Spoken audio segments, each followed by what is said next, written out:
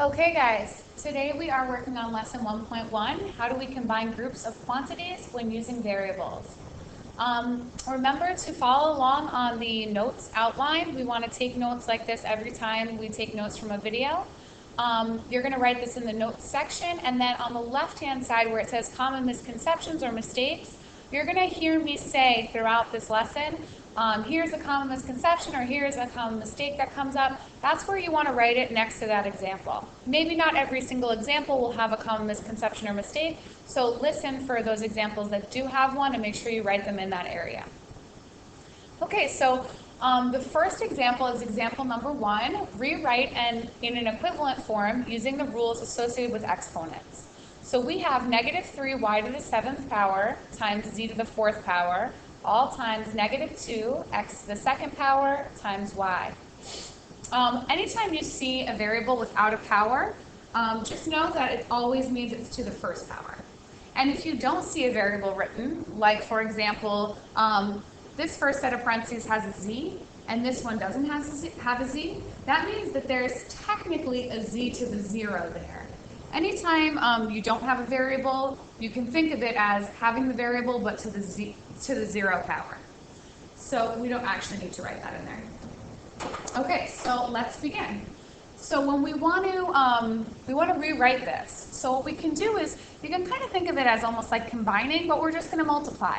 And we're going to multiply things that are the same. So for example, the -3 and the -2 are both whole numbers, or just numbers in general. I'm going to multiply those together. Notice all of this is multiplication. I don't see a plus sign.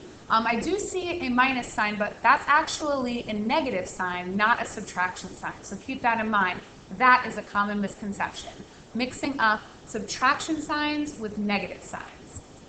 Okay, so -3 times -2 gives us +6. Then I have the y. I have y to the 7th here, and I have y to the 1st here. Remember, I'm multiplying.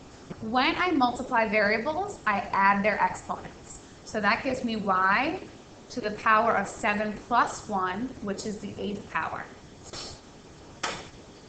Okay, then I have z to the 4th. Notice I have no z's here. Remember before I said imagine like having z to the 0 power. So it just remains as z to the 4th.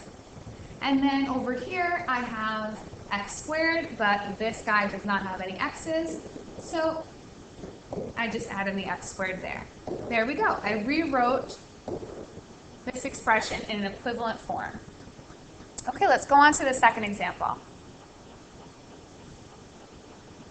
The second example again says to rewrite in an equivalent form using the rules associated with exponents. Okay, so this says the quantity of -2 x to the 4th power all cubed. Notice where the parentheses are. The parentheses are around the -2 x to the 4th power. That's really important. What this actually means is -2 x to the 4th power times itself 3 times. That's what that means. So we're going to treat it just like that. So I'm going to multiply all the -2's together. -2 times -2 times -2. Be careful here. A negative times a negative is a positive, but then times another negative makes it negative. So this actually comes out to -8. Then I'm going to multiply x to the 4th, x to the 4th, and x to the 4th. Remember, when we multiply variables, we actually add their exponents. So I'm just going to do this on the side for a second.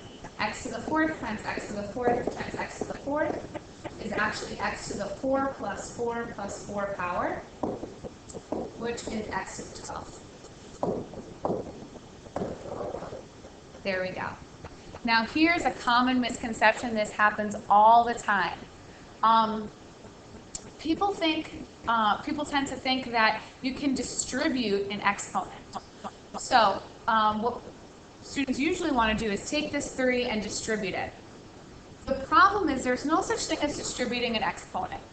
So in this case, distributing the 3 would result in this answer. However, you have to be super careful, because if the problem looks like this, and you tried to distribute this 3, you would not get the correct answer. So that's something you have to be really careful about, okay?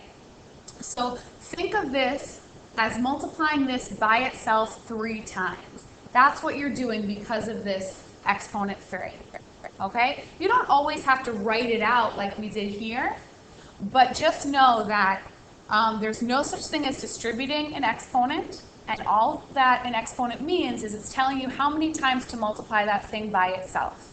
Okay, so keep in mind that this does not work. Okay, let's go on to the third example.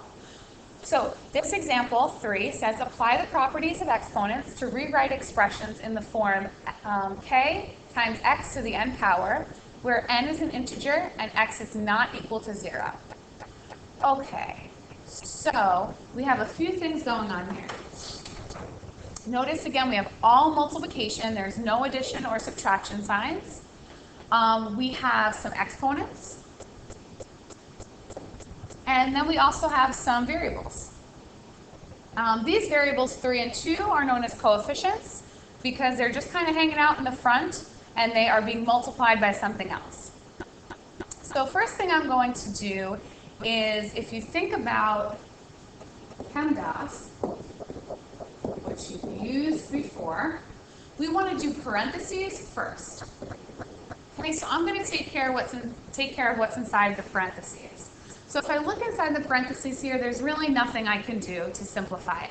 If I look inside the parentheses here, again, there's nothing I can do to simplify it. It's not like I can add things inside the parentheses or subtract them or multiply them or divide them. So there's nothing I can do inside the parentheses. The next part of PEMDAS is exponents.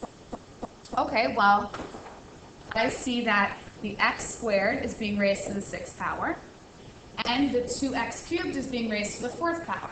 So I'm going to take care of those exponents first. So here, if I raise x squared to the 6th power, that's the same as writing out x squared 6 times. It's the same as multiplying x squared by itself 6 times. So a shortcut for that would be to raise the 2 to the 6th power by multiplying the powers, which gives me x to the 12th. I'm also just going to bring this 3 down.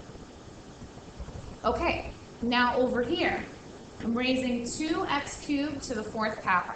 Again, that's the same as raising multiplying 2x cubed by itself 4 times. So now here's where you have to be careful again.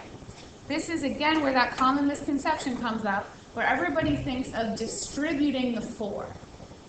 The major problem that occurs here is that people will either forget to apply the 4th power to the 2, or, again, if the problem looks like this, that idea of distributing the 4th power would not work. It would not give you the right answer. So it's really important to think of this as 2x cubed times itself 4 times. Okay?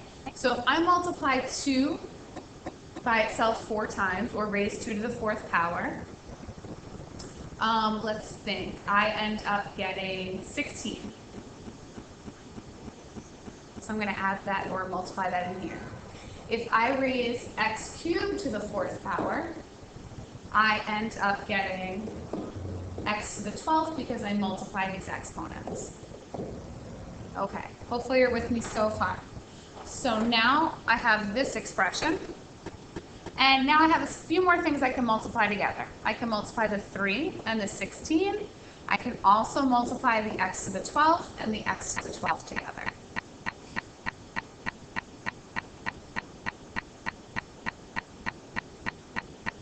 So when I multiply the 3 and the 16, I get 48. And when I multiply the x to the 12th and the x to the 12th, remember when I multiply variables, I add the exponents. So I get x to the 24th power. Okay, we're going to take a brief break just to kind of summarize what we've done so far. When I multiply variables, let's just say that the first x has the exponent of a, and the second one has an exponent of b. When I multiply variables, I add the exponents. So this would be whatever the value of A is plus the value of B is what it would be equivalent to. When I have a variable with an exponent and I raise it to a power, I actually multiply those powers together. Okay, so let's just keep those things in mind and let's do our last example together. Okay, so our last example again says apply the properties of exponents to rewrite expressions in the form kx to the n power, where n is an integer and x is not equal to 0. Okay, so here I see a few things. I see some exponents, I see some coefficients. I notice that the variables are the same. I also see a negative sign.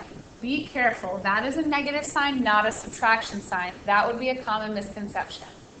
So, because that is a negative sign, this and this is indicating multiplication, I am multiplying all these things together. So I'm going to multiply the 5 and the negative 3, and that gives me negative 15. And I'm going to multiply the x to the 5th and the x squared. So I'm going to add the exponents, and that gives me x to the 7th. Voila, we are done. Make sure you fill out your notes and make sure you write a brief reflection, meaning really just like a quick summary of the things that you learned. So going back to what we wrote at the bottom of this page, this might be something that would be important to add to your summary. Also, if you have any questions, anything you didn't quite get here, that would be another good thing to add to your reflection. Okay guys, see you tomorrow.